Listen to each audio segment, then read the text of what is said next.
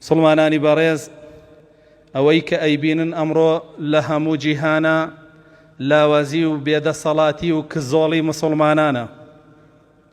لەوانەیە هەمومان بە خەیاڵمانە هاتبێ بۆچی مسلمانان لەگەڵ زۆری ژمارەیانە کزۆڵ و نابوت کراون، لە دوای هەموو نەتەوەکانەوەن و هەر نەتەوەیەک هەڵ ئەسێت لێیان ئەکوژێ، لێیان ئەبڕێت، هیچ کەسێکیش نییە نقەی لێوە بێت.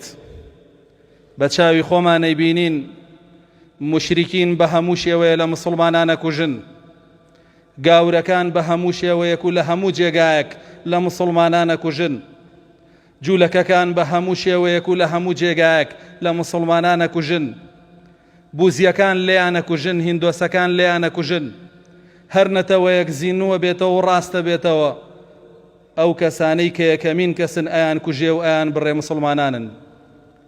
هۆکاری ئەمە چییە؟ بۆچی ئێمە ئاوا زەلیل بووین؟ الله جل جلاله لە قورئانە هۆکارەکانی بۆ دیاری کردوین، دەرمانەکانیشی پێداوین، چارەسەرەکانیشی بۆ دیاری کردوین. لە سوورەی ئالی عومرانە الله جل جلاله ئەفەرمێ کاتێک کە ئێوە تووشی موسیبەتێکە بن، لەوانەیە بپرسن هۆکارەکەی چییە؟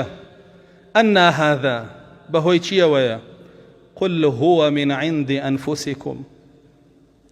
أي رسول الله صلى الله عليه وسلم پێیان بڵێ بەهۆی خودی خۆتانەوەیە، لە هیچ جێگایەکی تر بۆ هۆکارەکان مەگەڕێن، خەتای خۆتانە، بۆیە تووشی ئەو زەلیلیە بوون.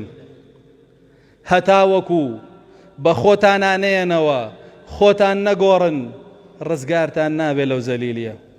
چونکە إن الله لا يغير ما بقوم حتى يغيروا ما بأنفسهم. الله جل جلاله گۆڕانکاری ناکا لە هیچ ئومەتێکە، لە هیچ میلەتێکە، هەتا ئەوان گۆڕانکاری لە خودی خۆیان نەکەن. کاتێک کە گۆڕانکاریمان کردبوو بەرەو چاکە، لەو پەڕی عیززەتا بووین، هەر ئومەتێکی سەرزەوی تەماشای بکردینایە وەکو گەورەی خۆی تەماشایە کردین. کاتێکیش کە گۆڕاین بەرەو خراپە، چووینە ئەو پەڕی ذیلەتەوە. هەر ئومەتێکی سەرزەوی ئێستا کە تەماشای ئێماکە وەکو خزمەتکارێک تەماشامانەکە، خۆمان بەسەر خۆمانمان هێنا. هۆکارەکانی قورئان دیاری کردووە. ئەم هۆکارانە چ بۆ تاک وەکو تاک تووشی زەلیلیەکە، چ بۆ کۆمەڵگا و ئومەت و میلەت وەکو میلەت و ئومەت تووشی زەلیلی ئەکا.